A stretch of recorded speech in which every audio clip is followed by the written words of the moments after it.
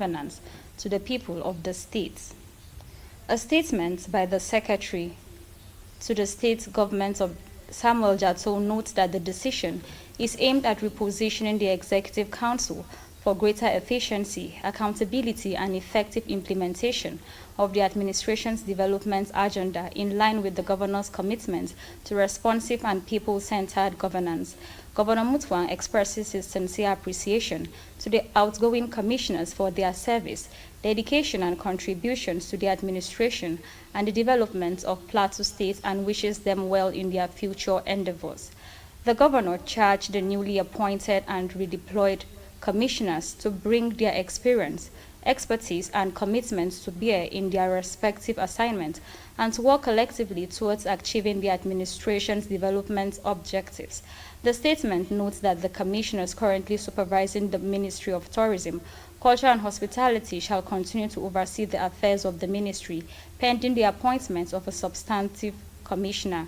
He reiterated his administration's commitment to peace, good governance, inclusive development, economic growth, infrastructure renewal, human capital development, and the overall well-being of the people of Plateau State. All handing over processes are to be completed on or before Wednesday, 26 August 2026. The Plateau State government calls on citizens and residents of the state to continue to support the administration as it remains focused on delivering sustainable development and improving the quality of life of the people. Following the minor cabinet's reshuffle, Peter Inyamgai is to oversee the Ministry of Agriculture, Musa Ashoms, Commerce and Industry, Peter Gwom, Land Survey and Town Planning, Joshua Laven, Environment, Clayton Shurkuk, Works, Muhammad Nyalum, Science and Technology, Samson Bugama, Livestock and Fisheries, while Kachelum Gang was posted to the newly created Ministry of Humanitarian Affairs. Commissioners who retained their ministries are Attorney General and Commissioner for Justice, Philemon Daffy, Grace Angom, Finance, Nicholas Bamlong, Health, Silvanus Ongto, Housing and Urban Development, Joyce Ramnap, Information and Communication, and Ephraim Usman, Local Government and Chieftaincy Affairs.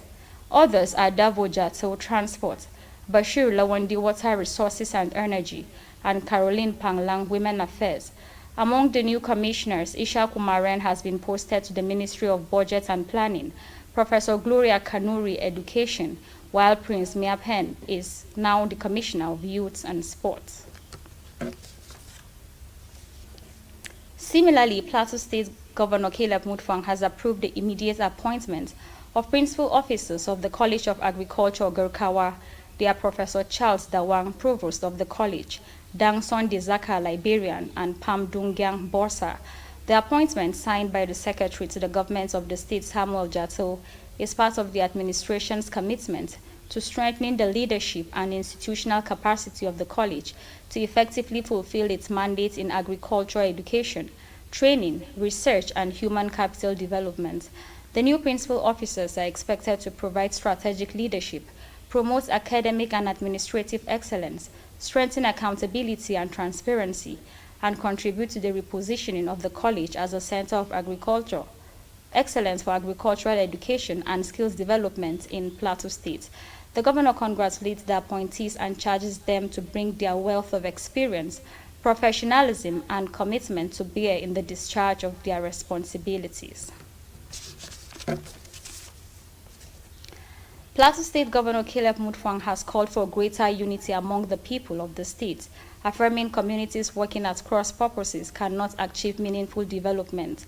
The governor made the call at the 2026 leadership retreat of the Plateau Initiative for Development and Advancement of the Natives in Jos, with the theme, Building a United Plateau, Harnessing Our Diversity and Mineral Wealth for Sustainable Peace and Development. Our correspondent has details. Speaking during the opening ceremony, Governor Mutfwang said his administration was committed to securing every part of Plateau.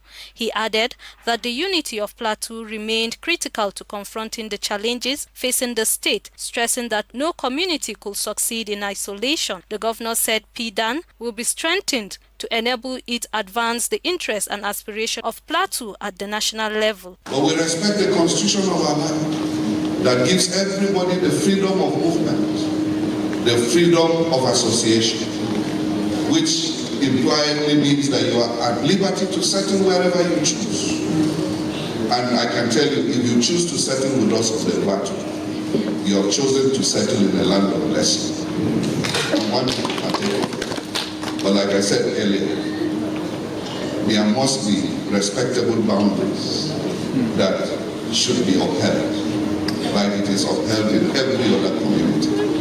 And then we will learn to live together.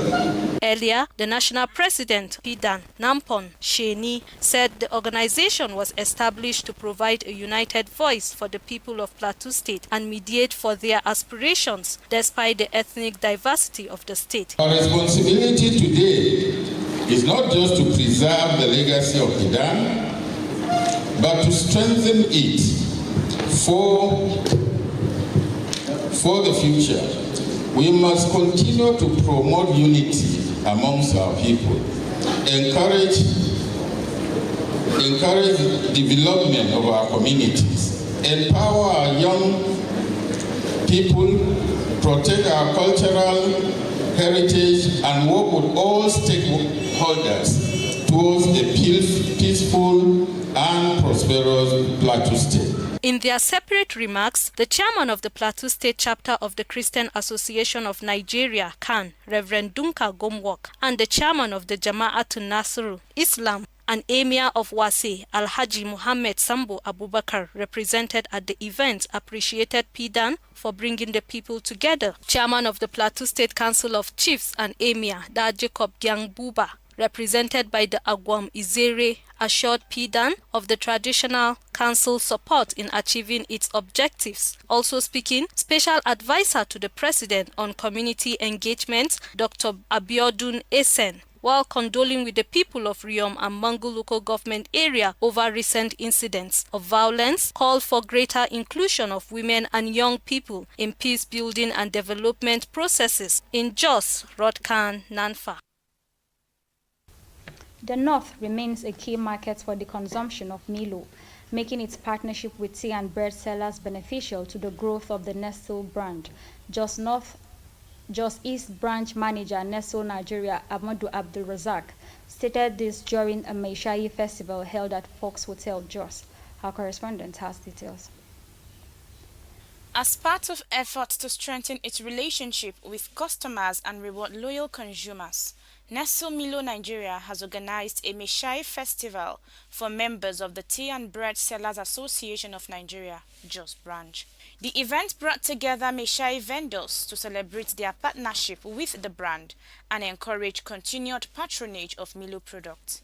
Speaking on the significance of the festival, the branch manager Northeast Nestle Nigeria Amadou Abdul Razak said the northern region remains a major market for Meishayi consumption. He explained that the partnership with vendors would help promote Milo products while supporting the growth and development of their businesses. Meishayi is a very strong channel for us to reach millions of our consumers. And we know the Meishayi is a traditional channel in the north where people converge to have their beverage and other kind of meals.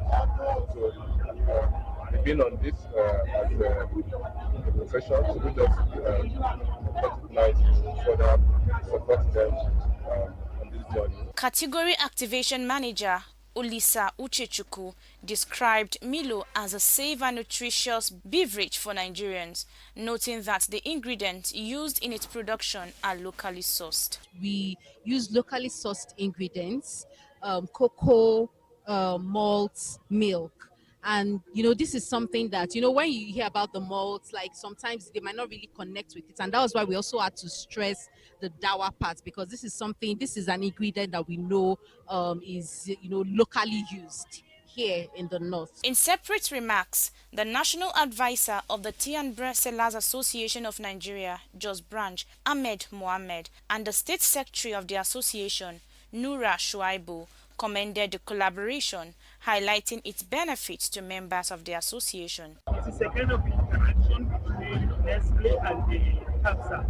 in short. And this kind of interaction is being remarkable and maturity in business, because before if there is a barrier between the company and the association, you may not know, or you may not know where to lay your complaint. They are giving us like their brand. Milo has have many things for us. The festival also featured the presentation of gifts to loyal members who actively participated in the event. Items presented included gas cylinders, 2-burner gas cookers, umbrellas, and other household items. In Jos, I am Deborah John. Plateau State Governor Caleb Mutfwang has been recognized for his outstanding commitment and contribution to the promotion of Hajj and Umrah practice in Nigeria.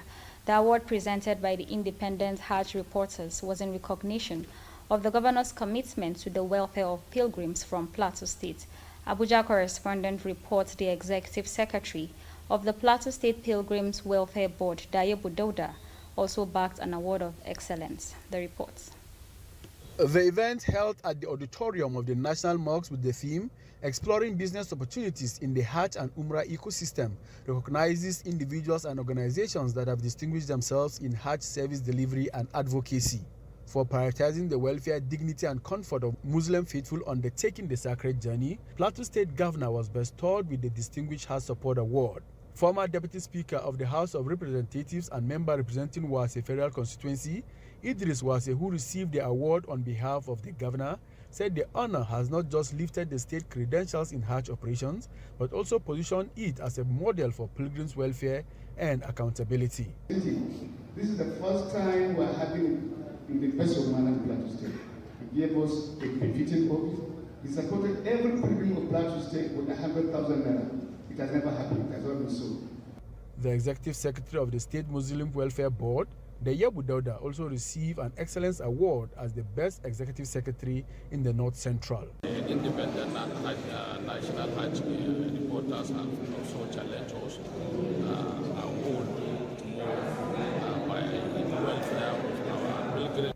Earlier in his address, the coordinator of the independent Hajj reporters, Ibrahim Muhammad, said that the award is to acknowledge leaders who have gone beyond politics to ensure that pilgrims are treated with respect and dignity.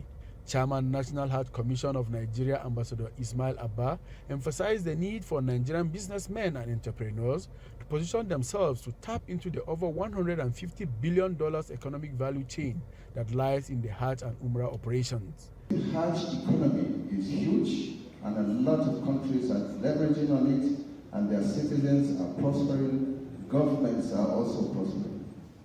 Guest speaker at the event, Aliu Buhari, identifies opportunities in travel and tour operations, hospitality, manufacturing and export, health and insurance, as well as the economic opportunities that revolves around the halal ecosystem for Nigerians to tap into. Islamic scholars, Hajj stakeholders, and tour operators were among dignitaries that attended the event. I am Miyong Danjuma. Member representing Wase Federal Constituency, Ahmed Idris, has provided agricultural support to farmers across the constituency with the distribution of fertilizers in Bashar, Wase local government area. The intervention, which targets selected farmers, saw each of the 20 electoral wards allocated 50 bags of fertilizers to boost agricultural production and support farmers during the cropping season. Our Langtan zonal correspondent has details. The distribution took place at the residence of the federal lawmaker in Bashar community, where beneficiaries and party stakeholders gathered to receive the agricultural inputs. Chairman of the distribution committee and APC zonal chairman for Plateau South, Musa Nyalum, said a transparent mechanism was put in place to ensure that the fertilizer reaches genuine farmers across the 20 electoral wards of the Wase federal constituency. We want to appeal to them, since they know that they are farming, and we are sure we know also that they are farming. Let them go and use this fertilizer in their farm. Let them not go and sell it, because if they sell it, that means the aim is defeated.